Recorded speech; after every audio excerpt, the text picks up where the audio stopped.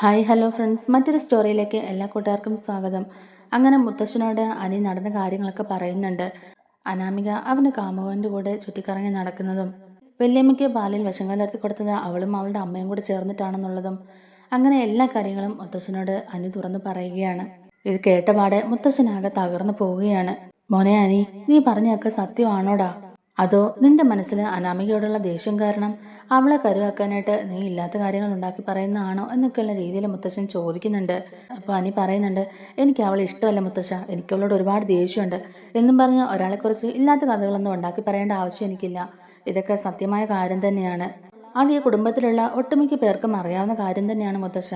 ആരും മുത്തശ്ശന്റെ അസുഖത്തെ ഓർത്തിട്ടാണ് മുത്തശ്ശനോട് ഇതൊന്നും പറയാതിരുന്നത്. ഈ ഞാൻ അറിഞ്ഞതുപോലും നയനേട്ടത്തി പറഞ്ഞിട്ടാണ്. ആദശേട്ടനും വല്യമ്മയ്ക്കും വല്യച്ഛനും നയനേട്ടത്തിക്കും ഒക്കെ ഈ കാര്യങ്ങൾ അറിയാം. അന്ന് നവ്യേട്ടത്തിനെയും നവ്യേട്ടത്തിയുടെ വയറ്റിൽ വളരുന്ന കുഞ്ഞിനെയും കൊല്ലാൻ വേണ്ടിയിട്ടായിരുന്നു അനാമികയും അനാമികയുടെ അമ്മയും കൂടെ ഇങ്ങനൊരു കാര്യം ചെയ്തത്. എന്നാൽ ആ വിഷം ചേർത്ത പാല് കുടിച്ചത് വല്യമ്മയായിപ്പോയി.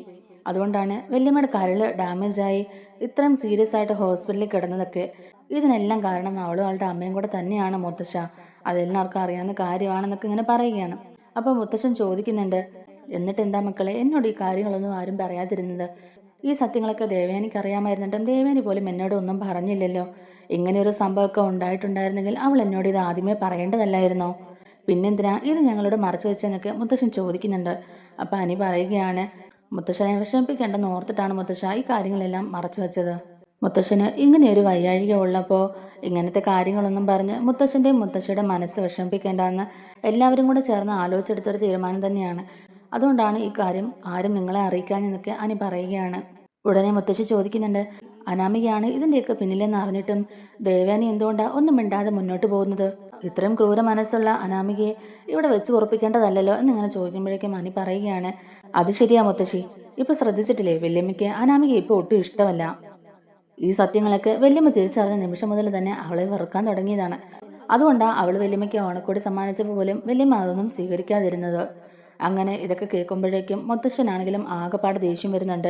മുത്തശ്ശൻ പറയുന്നുണ്ട് അനിയോട്, എല്ലാവരെയും പെട്ടെന്ന് തന്നെ വിളിച്ച് ഹോളിലിട്ട് വരാൻ പറ, എനിക്ക് എല്ലാവരോടും അത്യാവശ്യമായിട്ട് കുറച്ച് കാര്യങ്ങളൊക്കെ സംസാരിക്കാനുണ്ടെന്നൊക്കെ പറയുകയാണ്. അങ്ങനെ ദേവയാനിയും നയനയും ജലജയും ജാനകിയും അതുപോലെ തന്നെ ആദർശും അജയനും ജയനും ഒക്കെ എല്ലാവരും ഹോളിലോട്ട് വരുന്നുണ്ട്. ദേവയാനി ചോദിക്കുന്നുണ്ട്, എന്താ അച്ഛാ, അച്ഛൻ എന്തിനാ ഇപ്പം എല്ലാവരും അത്യാവശ്യമായിട്ട് കാണണമെന്ന് പറഞ്ഞ് ഇങ്ങനെ ചോദിക്കുകയാണ് കേട്ടോ. അപ്പോൾ ഉടനെ തന്നെ മുത്തശ്ശൻ പറയുന്നുണ്ട്, അനി ഇപ്പം എന്നോട് കുറച്ച് കാര്യങ്ങളൊക്കെ പറഞ്ഞു. അതിലൊക്കെ എന്തെങ്കിലും സത്യമുണ്ടോ എന്ന് അറിയാൻ വേണ്ടിയിട്ടാണ് ഇപ്പം ഞാൻ എല്ലാവരോടും ഇങ്ങോട്ടേക്ക് വരാൻ പറഞ്ഞത്. അനാമിക മോൾ ഈ ചെയ്തു എന്ന് പറയുന്ന കാര്യങ്ങളിലൊക്കെ എന്തെങ്കിലും വാസ്തവമുണ്ടോ ദേവയാനി എന്നിങ്ങനെ ചോദിക്കാൻ കേട്ടോ. അപ്പോൾ ദേവയാനി ഒന്നും മിണ്ടാതെ ഇങ്ങനെ നിൽക്കുകയാണ്. അപ്പോൾ ആദർശ് പറയുന്നുണ്ട്, അതൊക്കെ ശരിയാണ് മുത്തശ്ശ. ഈ കാര്യങ്ങളൊക്കെ നയന ആദ്യമേ അറിഞ്ഞതാണ്. നയനയോട് അവൾ തന്നെ കുറ്റമേറ്റ് പറഞ്ഞ് സമ്മതിച്ചിട്ടുള്ളതാണ്. അവളാണ് പാലിൽ വിഷം ചേർത്തെന്നുള്ള കാര്യം. മുത്തശ്ശൻ നയനയോട് ചോദിക്കുന്നുണ്ട്, ഈ പറഞ്ഞതൊക്കെ ശരിയാണോ മോളേന്ന്? നയന പറയുകയാണ്, അതേ മുത്തശ്ശ, അവൾ എന്നോട് സമ്മതിച്ചതാണ് അവളാണ് പാലിൽ വിഷം ചേർത്തെന്നുള്ളത്. ഇക്കാര്യത്തിൽ എനിക്കും നവ്യേച്ചിക്കും ഒക്കെ നല്ല സംശയം ഉണ്ടായിരുന്നു അവളെ. ആ ഒരു സംശയത്തിന്റെ പുറത്താണ് അവളെ ചോദ്യം ചെയ്തത്. അപ്പോൾ അവളെല്ലാം സമ്മതിക്കുകയും ചെയ്തു. അവളും അവളുടെ അമ്മയും കൂടിയിട്ടാണ് ഇങ്ങനെ ഒരു കാര്യം ചെയ്തെന്നുള്ളത്. അവൾ പാലിൽ വിഷം കലർത്തുന്നതിന്റെ തെളിവും ഞങ്ങളുടെ കയ്യിലുണ്ട്. ആ തെളിവ് ഞങ്ങളുടെ കയ്യിൽ ഉള്ളത് കൊണ്ടാണ് അവൾക്ക് ശകലമെങ്കിലും ഞങ്ങളെ പേടിയുള്ളതെന്ന് നയന പറയുന്നുണ്ട്. എന്നിട്ട് എന്തിനാണ് നയനമോൾ ഇതൊക്കെ മറച്ചു വെച്ചതെന്ന് മുത്തശ്ശൻ ചോദിക്കുന്നുണ്ട്. ഒരു കൊലപാതകം വരെ ചെയ്യാൻ മടിയില്ലാത്ത ഒരുത്തിയെ എങ്ങനെ ഈ തറവാട്ടിൽ വെച്ച് ഉറപ്പിക്കാൻ പറ്റും മോളെ? മോൾ ഇത് മറച്ചു വെച്ചത് ഒട്ടും ശരിയായില്ല. ഇത് മറച്ചു വെച്ചത് കൊണ്ട് എന്ത് പ്രയോജനമാ ഉണ്ടായത്? ഇനിയും ഇതുപോലുള്ള കാര്യങ്ങളൊക്കെ ആവർത്തിക്കില്ലെന്ന് ആര് കണ്ടു മോളെ? മറ്റുള്ളവരുടെ ജീവന് പോലും വില കൊടുക്കാത്ത ഒരാളെ ഈ കുടുംബത്തിൽ എങ്ങനെ നിർത്താൻ തോന്നും എന്നൊക്കെ ഇങ്ങനെ മുത്തശ്ശൻ ചോദിക്കുന്നുണ്ട്. അപ്പം നയന പറയുന്നുണ്ട്, അതൊക്കെ ശരിയാണ് മുത്തശ്ശ. മുത്തശ്ശൻ ഇങ്ങനെ വയ്യാതിരിക്കുന്നതുകൊണ്ടാണ് ഈ കാര്യങ്ങളെല്ലാം മുത്തശ്ശനിൽ നിന്ന് മറച്ചു വെച്ചത്. തന്നെയുമല്ല, അനിയും അനാമികയും തമ്മിൽ നല്ലൊരു ഭാര്യ ഭർത്താക്കന്മാരായിട്ട് ജീവിക്കുകയല്ലോ. അവരിപ്പോഴും ബെഡ്റൂമിൽ രണ്ടായിട്ട് തന്നെയല്ലേ ജീവിക്കുന്നത്. ഇങ്ങനെ ഒരു പ്രശ്നം കൂടി അറിഞ്ഞിട്ടുണ്ടെങ്കിൽ അനാമികയെ എല്ലാവരും ഒഴിവാക്കും. അനാമികയെ എല്ലാവരും മാറ്റി നിർത്തുകയല്ലേ. അങ്ങനെ ഒരു സംഭവം ഉണ്ടാകാതിരിക്കാനും കൂടി വേണ്ടിയിട്ടാണ്, അനിയും അവളും തമ്മിൽ നല്ലൊരു ജീവിതം മുന്നോട്ട് നയിക്കാനൊക്കെ കൂടി വേണ്ടിയിട്ടാണ് ഈ കാര്യങ്ങൾ എല്ലാവരിൽ നിന്നും മറച്ചു വെച്ചെന്നുള്ള രീതിയിൽ നയന പറയുന്നുണ്ട്. അവർ തമ്മിൽ ഓൾറെഡി പ്രശ്നങ്ങളുണ്ട്. അതിൻ്റെ കൂട്ടത്തിൽ ഇതും കൂടെ അറിഞ്ഞിട്ടുണ്ടെങ്കിൽ അത് വലിയൊരു പ്രശ്നത്തിലേക്ക് എത്തും. അത് താങ്ങാനുള്ള കഴിവ് നമുക്കില്ലല്ലോ മുത്തശ്ശ. അതുകൊണ്ടാണ് ഇതൊക്കെ എല്ലാവരിൽ നിന്നും മറച്ചു വെക്കാനായിട്ട് ഞങ്ങൾ നോക്കിയത്. പക്ഷേ പിന്നീട് ഒരിക്കൽ അമ്മ ഈ സത്യങ്ങളെല്ലാം അറിഞ്ഞിട്ട് എന്നോട് ചോദിക്കുകയും ചെയ്തു. അന്ന് ഞാൻ അമ്മയോട് എല്ലാ കാര്യങ്ങളും തുറന്നു പറഞ്ഞതുമാണ്. അപ്പം മുത്തശ്ശൻ ചോദിക്കുന്നുണ്ട്, ആഹാ, ദേവയാനിയും ഇതൊക്കെ അറിഞ്ഞിട്ടുണ്ടായിരുന്നോ എന്നിട്ടും നീ ഇതൊക്കെ ഞങ്ങളിൽ നിന്ന് മറച്ചു വയ്ക്കുകയായിരുന്നോ ദേവയാനി എന്നിങ്ങനെ ചോദിക്കുന്നുണ്ട്. അപ്പോൾ ദേവയാനി ഒന്നും മിണ്ടാതെ ഇങ്ങനെ നോക്കി നിൽക്കുകയാണ്. അത് പിന്നെ അച്ഛ എന്നൊക്കെ ഇങ്ങനെ പറയുമ്പോഴേക്കും മുത്തശ്ശൻ ചോദിക്കുന്നുണ്ട്, നിന്നെ കൊല്ലാൻ വേണ്ടിയിട്ടല്ലായിരുന്നോ ദേവയാനി പാലിൽ വിഷം കലർത്തി വെച്ചത്? എന്നിട്ടും നിനക്കിതൊക്കെ എങ്ങനെ സാധിച്ചു? ഇങ്ങനെയുള്ള ഒരുവളെ ഈ വീട്ടിൽ പിന്നെ നിർത്താൻ പാടില്ല എന്നുള്ളത് നിനക്ക് അറിഞ്ഞൂടെ ദേവയാനി എന്നൊക്കെ ചോദിക്കുന്നുണ്ട്. ദേവയാനി പറയുന്നുണ്ട്, അത് പിന്നെ അച്ഛ ഇവിടെയുള്ള മറ്റു പ്രശ്നങ്ങളൊക്കെ കൊണ്ട് തന്നെ ആകെപ്പാടെ സമാധാനം ഇല്ലാതിരിക്കുകയാണ്. അതിൻ്റെ കൂട്ടത്തിൽ ഇതും കൂടെ വെളിപ്പെടുത്തണ്ടെന്ന് കരുതിയിട്ടാണ് മറച്ചു വെച്ചത്. ഈ ഒരു സത്യം ഞാൻ മനസ്സിലാക്കിയത് ഒരുപാട് വൈകിയാണ്. അത് മനസ്സിലാക്കിയതിൽ പിന്നെയാണ് അനാമികയോട് ഞാനിപ്പം കുറച്ച് വെറുപ്പൊക്കെ കാണിക്കുന്നത്, അവളിൽ നിന്ന് അകത്ത് മാറി നിൽക്കുന്നത്. പിന്നെ എന്നെ കൊല്ലാൻ വേണ്ടിയിട്ടല്ലല്ലോ അച്ഛാ അവൾ പാലിൽ വിഷം കലർത്തി വെച്ചത്. നവ്യയുടെ വയറ്റിലുണ്ടായിരുന്ന കുഞ്ഞിനെയും കൊല്ലാൻ വേണ്ടിയിട്ടല്ലേ അവൾ അങ്ങനെയൊക്കെ ചെയ്തത്. അന്ന് ആ പാലെടുത്ത് കുടിക്കാൻ എനിക്ക് തോന്നിയത് എന്തുകൊണ്ട് നന്നായി അച്ഛാ. ഇല്ലെങ്കിൽ നമ്മുടെ കുടുംബത്തിനായിട്ട് വരാനിരിക്കുന്ന ഒരു കുഞ്ഞിന്റെ ജീവനല്ലേ ഇല്ലാതായി പോകുന്നത്. അത് എത്ര വലിയ നഷ്ടം നമുക്ക് ഉണ്ടാക്കിയേനെ. അന്ന് ആ പാല് നവ്യ എടുത്ത് കുടിച്ചിരുന്നെങ്കിൽ നവ്യയ്ക്കും നവ്യയുടെ വയറ്റിലുണ്ടായിരുന്ന ആ കുഞ്ഞിനും അത് ആപത്തായി മാറിയേനെ മുത്തശ്ശ. അതുകൊണ്ട് എന്തായാലും ആ പാലെന്നെടുത്ത് കുടിക്കാൻ തോന്നിയത് ദൈവനിശ്ചയമായിരിക്കും. എന്റെ ജീവൻ നിലനിർത്താൻ വേണ്ടിയിട്ട് എന്റെ മരുമോള് തന്നെ എനിക്ക് കരൾ തന്ന് സഹായിക്കുകയും ചെയ്തില്ലേ. ഇതിൽ പരം ഇനി എന്ത് സന്തോഷം അച്ഛാ എനിക്ക് വേണ്ടത് എന്നിങ്ങനെ നമ്മുടെ ദേവയാനി പറയുകയാണ് കേട്ടോ. അപ്പോഴേക്കും മുത്തശ്ശനും മുത്തശ്ശിക്കും ഒക്കെ ആകെ ദേഷ്യം വരികയാണ്. എൻ്റെ ദൈവമേ, വയറ്റിലുണ്ടായിരുന്ന കുഞ്ഞിനെ കൊല്ലാൻ വേണ്ടിയിട്ടാണോ അവൾ ആ പാലിൽ വിഷം കലർത്തി വെച്ചത്? ഇത്രയ്ക്കും ദുഷ്ടായ മനസ്സായിരുന്നോ അനാമികയുടേത് എന്നിങ്ങനെ ചോദിക്കുകയാണ് മുത്തശ്ശി.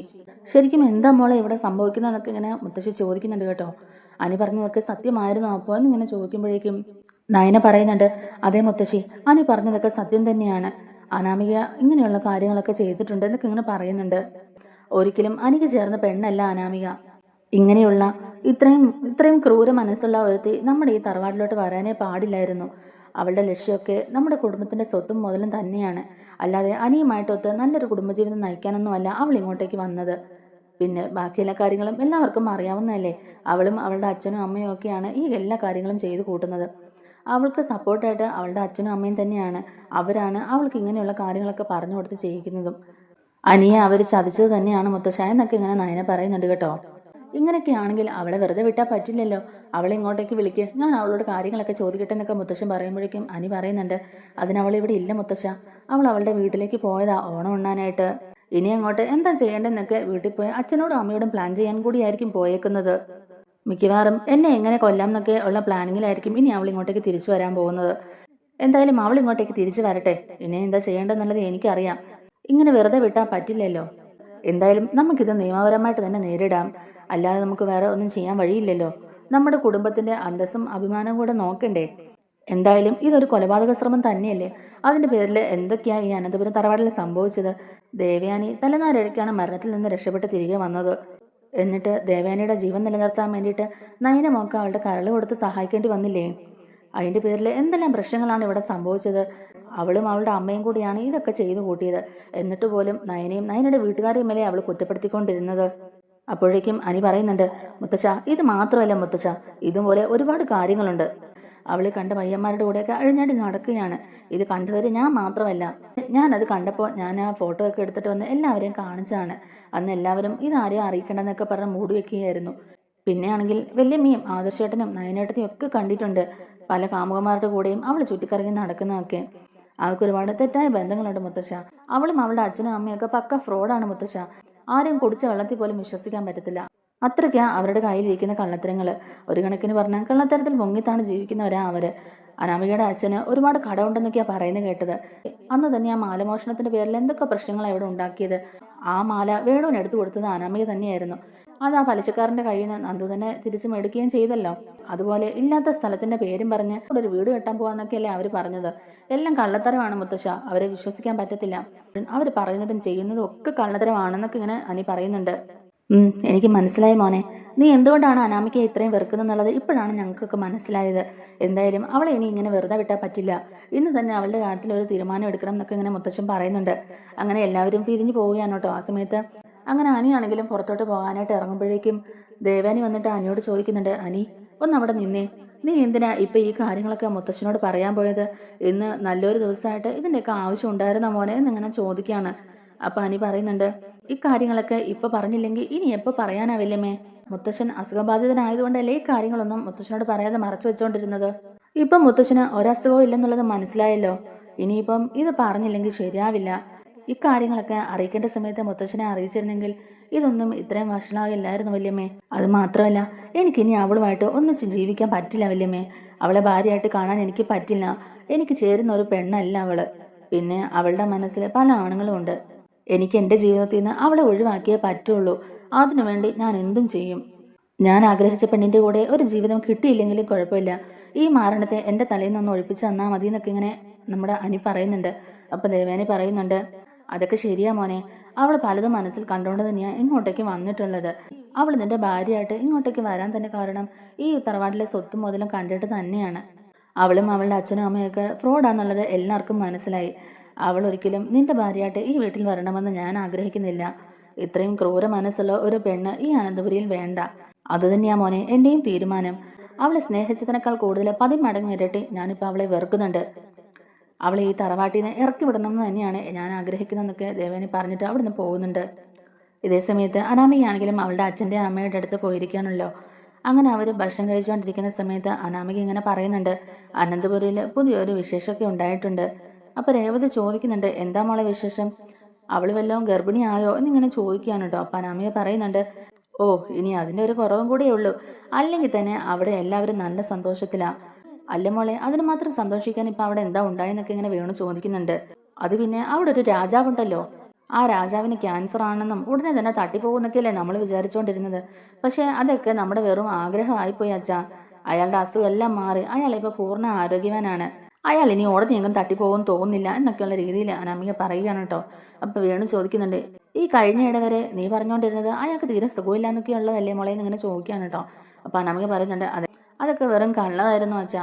അതൊക്കെ ആ കിളവൻ്റെയും കിളവിയുടെയും ഒക്കെ ഒരാ കള്ളമായിരുന്നു. കഴിഞ്ഞ ചെക്കപ്പിൽ തന്നെ പുള്ളിയുടെ അസുഖം മാറുന്ന ഡോക്ടർ പറഞ്ഞു തന്നേ. പിന്നെ മക്കളും കൊച്ചുമക്കളും ഒക്കെ തമ്മിലുള്ള അടിയും വഴക്കും ഒക്കെ കുറയുമെന്നും മുത്തശ്ശൻ്റെ ആരോഗ്യസ്ഥിതി ഓർത്തിട്ടെങ്കിലും എല്ലാവരും ക്ഷമിച്ചും സഹിച്ചും കഴിയുമെന്നൊക്കെ ഓർത്തിട്ടാണ് അവർ കാര്യങ്ങളൊന്നും ആരോടും പറയാതെ മിണ്ടാതിരുന്നത്. മുത്തശ്ശനും മുത്തശ്ശിയും ഇതിനെപ്പറ്റി സംസാരിക്കുന്നത് ആ നയനയാണ് കേട്ടത്. നയനയാണ് ഓണത്തിൻ്റെ അന്ന് ഈ കാര്യം എല്ലാവരെയും അറിയിക്കുകയും ചെയ്തത്. മുത്തശ്ശൻ്റെ അസുഖമൊക്കെ മാറി മുത്തശ്ശനിപ്പോൾ പൂർണ്ണ ആരോഗ്യവാനാണ് എന്നൊക്കെയുള്ള രീതിയിലൊക്കെ ഇങ്ങനെ പറയുന്നുണ്ട്. അപ്പോഴേക്കും രേവതി പറയുന്നുണ്ട്, ഓ എന്തൊരു കഷ്ടമാ മോളെ ഇത്. അങ്ങേര് ക്യാൻസർ വന്ന് മരിച്ചു പോകുമെന്നാണ് ഞാൻ കരുതിയത്. ഇനിയിപ്പോൾ ഒരു രക്ഷയില്ലല്ലോ എൻ്റെ പൊന്നു മോളെ. ആ കിളവിന് ഒരു കുഴപ്പവും ഇല്ലെന്നുണ്ടെങ്കിൽ പിന്നെയും കാര്യങ്ങളൊക്കെ പഴയതുപോലെ ആകുമല്ലോ മോളെ. പെട്ടെന്നൊരു വീതം വെപ്പൊന്നും ഇനി നടക്കില്ലെന്നാ തോന്നുന്നേ. ആദർശനെ മാത്രമാണല്ലോ അയാൾ തലപ്പത്ത് ഇരുത്തിയേക്കുന്നത്. ഇനിയിപ്പം ബാക്കിയുള്ളതും കൂടെ ആദർശന്റെ പേരിൽ എഴുതി കൊടുക്കുമെന്നുള്ളതാ എൻ്റെ പേടി. ആദർശന് നയനയ്ക്ക് മാത്രം അയാളെല്ലാം കൊടുക്കുവോ? അയാൾ കുഴിയിലോട്ട് കാലിനീട്ടി വെച്ചിരിക്കുകയാണെന്നാ വിചാരിച്ചുകൊണ്ടിരുന്നത്. ഇനിയിപ്പോൾ എന്ത് ചെയ്യും മോളെ എന്നൊക്കെ ഇങ്ങനെ നമ്മുടെ രേവതി ചോദിക്കുമ്പോഴേക്കും അനാമിക പറയുന്നുണ്ട്, എന്ത് ചെയ്യാൻ, എല്ലാം ഇനി വരുന്നിടത്ത് വെച്ച് കാണണം. അനന്തപുരിയിൽ എന്തായാലും ഒരു പൊട്ടിത്തെറി ഉടനെ തന്നെ ഉണ്ടാക്കണം വെച്ചാ, അല്ലെങ്കിൽ നമ്മൾ വിചാരിക്കുന്നിടത്തൊന്നും കാര്യങ്ങൾ നിൽക്കില്ല.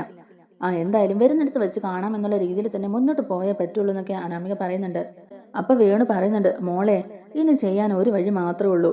നീ ആ മുത്തശ്ശനും മുത്തശ്ശിയും സോപ്പിട്ട് കയ്യിലങ്ങ് എടുക്കണം. എല്ലാ കാര്യത്തിലും അവരെ സോപ്പിട്ട് കയ്യിലെടുത്താൽ പിന്നെ ആരും മോൾക്കെതിരെ ഒന്നും പറയാൻ വരില്ലെന്നേ. മുത്തശ്ശന്റെയും മുത്തശ്ശിയുടെയും കാര്യങ്ങളൊക്കെ ആ നയനെ നോക്കുന്ന പോലെ മോളും അങ്ങ് നോക്കുന്നേ. അപ്പം മുത്തശ്ശനും മുത്തശ്ശിക്കൊക്കെ മോളോട് സ്നേഹം ഉണ്ടാകും. അല്ലെങ്കിൽ തന്നെ ഈ നയനയുടെയൊക്കെ വീട്ടിൽ എന്തെങ്കിലും സ്വത്തൊക്കെ ഉണ്ടായിട്ടാണോ? അവളവിടെ വന്ന് സ്നേഹം കൊണ്ടല്ലേ എല്ലാവരെയും കീഴ്പ്പെടുത്തിയത്. അതുപോലെ തന്നെ മോളും അങ്ങനെ ചെയ്യും മോളെ.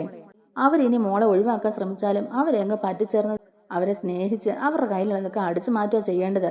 ഇനിയിപ്പോൾ അഥവാ എന്തെങ്കിലുമൊക്കെ പിണക്കങ്ങളുണ്ടായി അനിയുമായിട്ടുള്ള ബന്ധം ഉപേക്ഷിച്ച് മോള് പിണങ്ങി വരാതിരിക്കാനായിട്ട് മോളെ അവരോട് പിടിച്ചു നിർത്താൻ നോക്കണം. മോൾക്ക് ഇഷ്ടംപോലെ സമ്മാനങ്ങളൊക്കെ തരും അവര്. അതൊക്കെയാണ് നമ്മൾ ചെയ്യേണ്ടതെന്നൊക്കെ പറയുന്നുണ്ട്. അല്ലാതെ നിന്റെ അമ്മായിമ്മയുടെ സപ്പോർട്ട് മാത്രം ഉണ്ടായിട്ട് ഒരു കാര്യമില്ല മോളെ എന്നൊക്കെ വേണു പറഞ്ഞു കൊടുക്കുന്നുണ്ട്.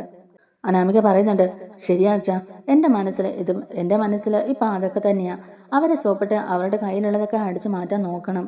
പിന്നെ കിളവനും കിളവിക്കും എന്നെക്കുറിച്ചുള്ള ഒരു കാര്യവും ഇതുവരെ അറിയത്തില്ല. കാരണം അസുഖമാണെന്ന് പറഞ്ഞ് ആരും ഇതുവരെ പുള്ളിയോട് ഒരു കാര്യവും പറഞ്ഞിട്ടില്ല.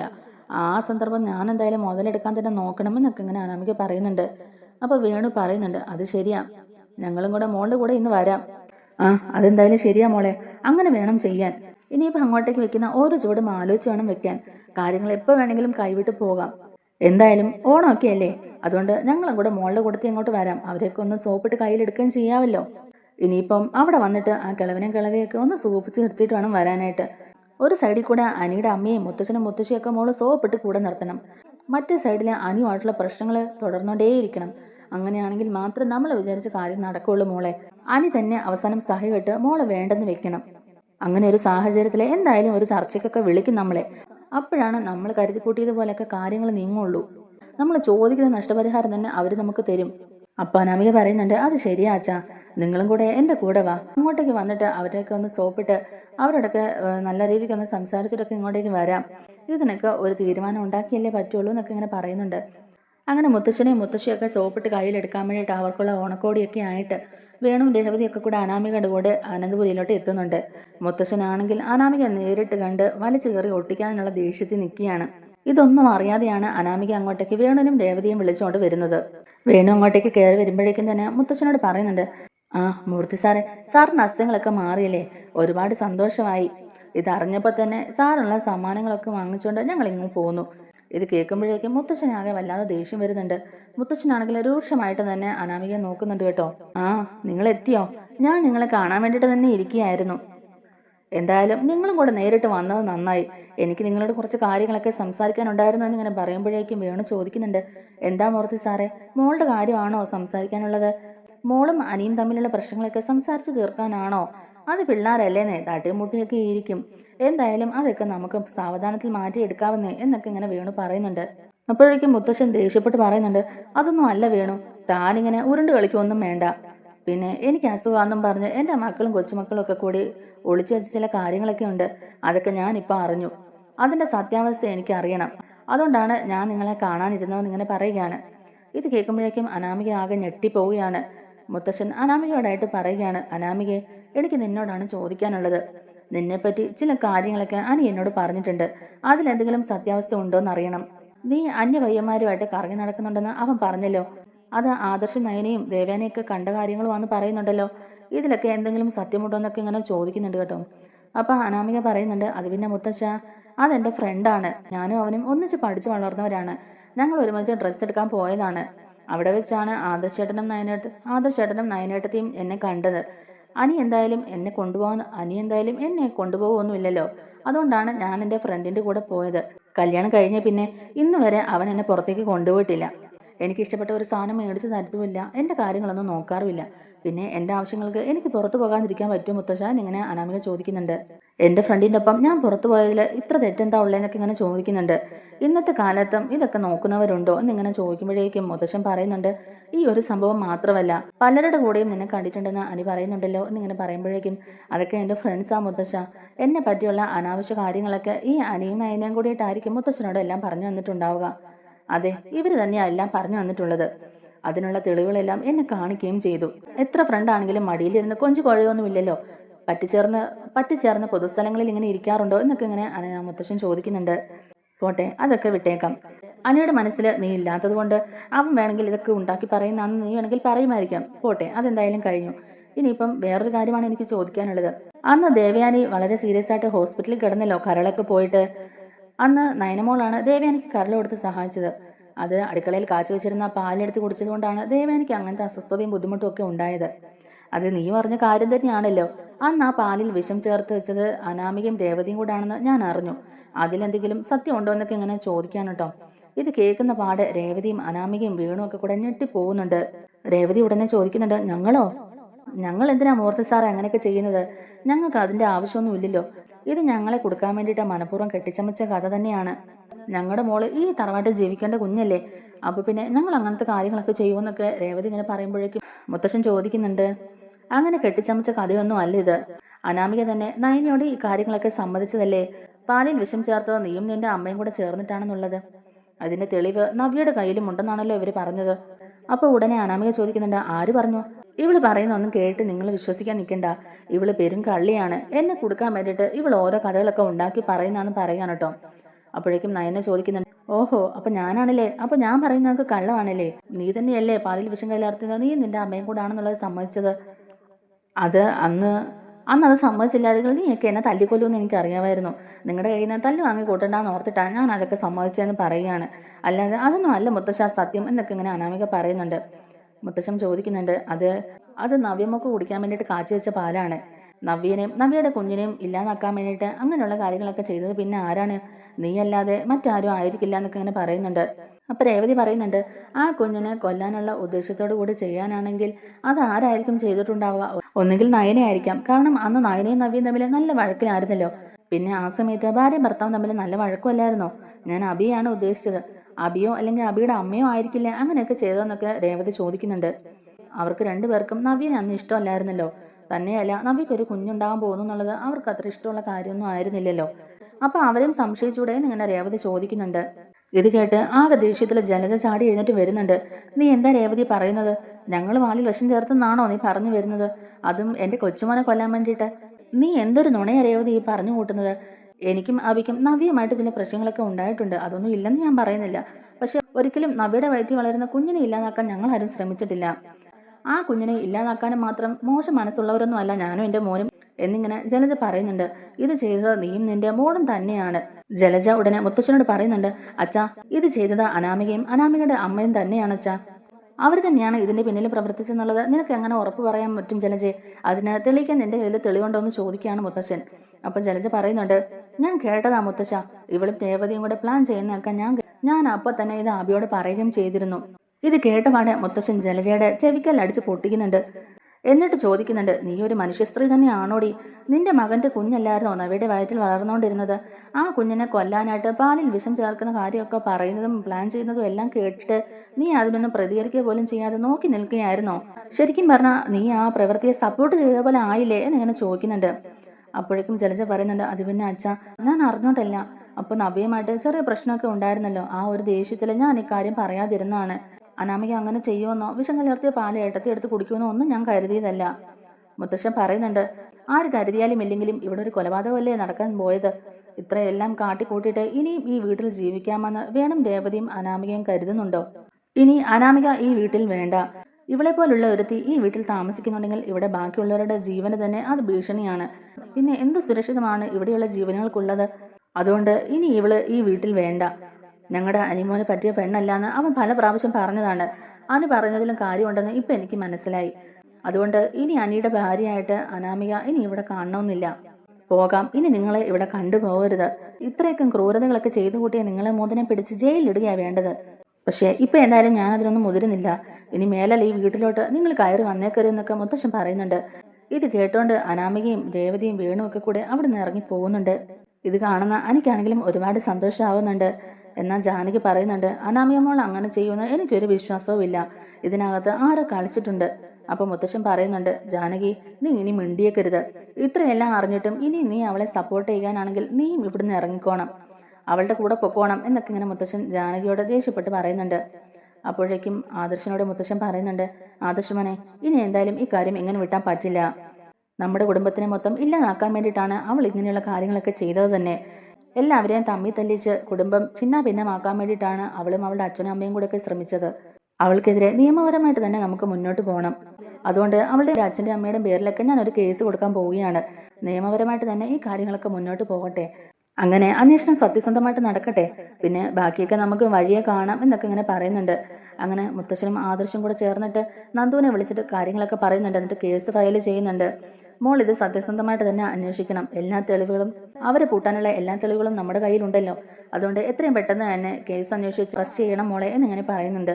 അപ്പോഴേക്കും നന്ദു, ശരി മുത്തശ്ശ, ഞാൻ എന്തായാലും ഈ കാര്യം നോക്കിക്കോളാം എന്നൊക്കെ പറയുകയാണ് കേട്ടോ.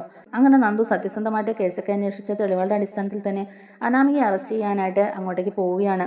അങ്ങനെ അനാമികയെ അറസ്റ്റ് ചെയ്തുകൊണ്ട് പോവുകയാണ് കേട്ടോ നന്ദു. ഇത് കാണുന്ന എനിക്കാണെങ്കിലും ഒരുപാട് സന്തോഷമാവുന്നുണ്ട്. നമ്മുടെ വീഡിയോ ഇഷ്ടമായിട്ടുണ്ടെങ്കിൽ ഒന്ന് ലൈക്ക് ചെയ്യണേ. അതുപോലെ തന്നെ ചാനൽ